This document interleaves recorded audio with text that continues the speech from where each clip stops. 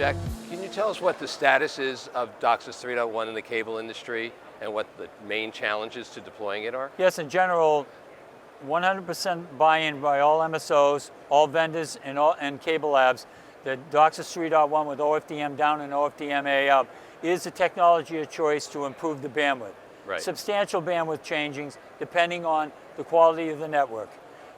Call it a technology toolbox that can adapt and turn a knob here or there, and you can custom fit your throughput for whatever the network yields. Having said that, there's three major obstacles that all MSOs must deal with eventually. Okay. Number one is the nonlinearity of the optical transport downstream and upstream. Number two is the combining in a head end, believe it or not, all kinds of micro-reflections, crosstalk, and problems, both that end up in lowering the margin delivered to the modem to work at 4096 QAM. Right. All right, and final problem is noise in the return path. Due to poor grounding practices in most of the world, it's an unfortunate fact of life that noise couples at fairly large levels into the return path in most of the world.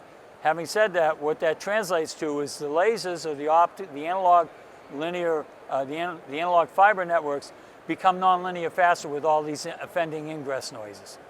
Enter DC cap. DC cap, by all accounts, is the final end game for all MSOs. That means distributing the signal out to the node itself. The DC cap eliminates the first two problems I talked about by digitally coming from the head end to the node and offering or delivering an MER of 54 dB or higher, even with a large bandwidth, allowing the modem and the network itself to have more margin and work error-free 4096 QAM. In the upstream, even in the presence of a lot of the noise, since the DC cap receiver has about 15 dB more margin than the poor analog fibers, they can deliver probably over 1024, maybe up to 4096 QAM, where today in the upstream, given the analog fiber, 256 QAM is the limit. Yeah. I understand why DC cap solves a lot of the problems. Wouldn't remote PHY solve the same problems? Yes, remote PHY would solve many of the same problems. It is digital like the DC cap. The only difference is, of course, the scheduling for the MAC is done a great distance away in delay at the head end or the hub site.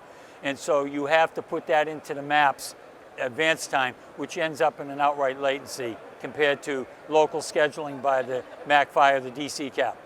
So that's why Huawei considers DC cap the better solution? Yes. Okay, so this is something that you've demonstrated at Cable Labs during Cable Labs' recent demonstration? So in demonstration day, we did two significant points that I want to bring out. Number one, we were the beginning demo and the last demo for a very good reason. The first demo, we showed all the MSOs that we were working 3.6 gig down, 500 megabits upstream on an 85 meg return. Right. And that is what many of the MSOs wanted to see. We could have done a large one, we didn't, okay? Number two, they wanted to see the future. Huawei, on the last demonstration, demonstrated that we could do 16K QAM. That's 16,384 points.